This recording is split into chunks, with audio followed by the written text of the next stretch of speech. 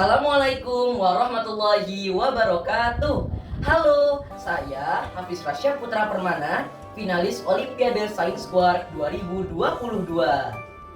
Dalam Olimpiade Science Award kali ini, saya mewakili SDN Anjelir 1 Depok sebagai finalis level 3. Sahabat Quad tentu pernah mendengar atau membaca berita mengenai berkurangnya lahan pertanian di Indonesia, seperti yang dikutip dari channel Kementerian ATR BPN berikut ini.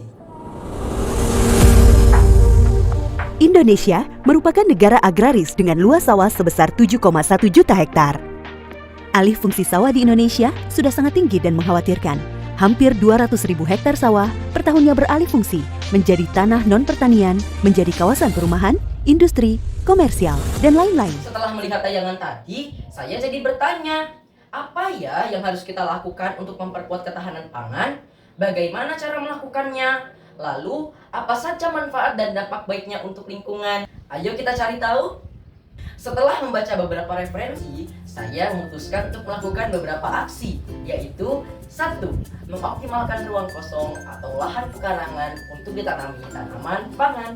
Saya memanfaatkan lahan pekarangan yang berukuran 120 x 60 cm persegi untuk ditanami kangkung, selada, dan cabai. Sebelum menanam, kita harus memperhatikan pemilihan area tanam, persiapan, pengolahan lahan, dan penyediaan bahan tanaman. Pengolahan lahan meliputi pembersihan, pengolahan, pemupukan, dan pembuatan bedengan sesuai dengan kebutuhan. Pencampuran juga perlu dilakukan untuk menggemburkan lahan. Kemudian dilakukan pemupukan dasar dengan tujuan untuk menambahkan unsur hara pada tanah. Saya menggunakan pupuk kompos hasil dari sisa makanan sehingga lebih ramah lingkungan.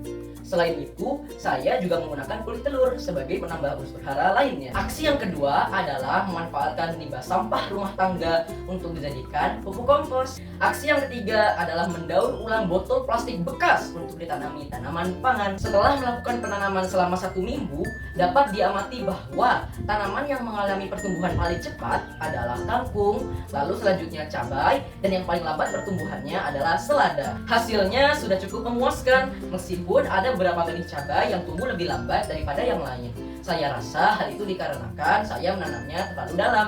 Pemakaian pupuk kompos dan kulit telur terbukti dapat menyuburkan tanah dan menyehatkan tanaman. Selain itu, penggunaan botol bekas pun memberikan banyak manfaat.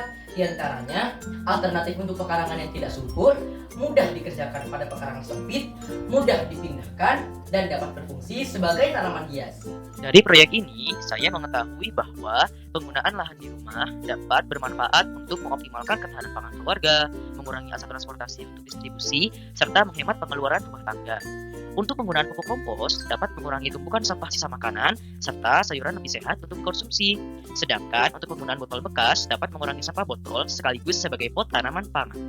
Untuk kedepannya, saya berencana lebih mengoptimalkan ruang kosong yang belum terpakai untuk ditanami tanaman pangan menggunakan botol bekas. Selain itu, saya juga akan lebih mengoptimalkan pembuatan pupuk kompos dari limbah rumah tangga. Saya juga mensosialisasikan tentang apa yang sudah saya pelajari kepada teman dan keluarga selama proyek, dengan harapan mereka tertarik untuk mengikuti langkah saya dalam menjaga kelestarian lingkungan, menjaga bumi kita, dan memperkuat ketahanan pangan keluarga. Ayo perkuat ketahanan pangan dimulai dari pekarangan. Terima kasih. Wassalamualaikum warahmatullahi wabarakatuh.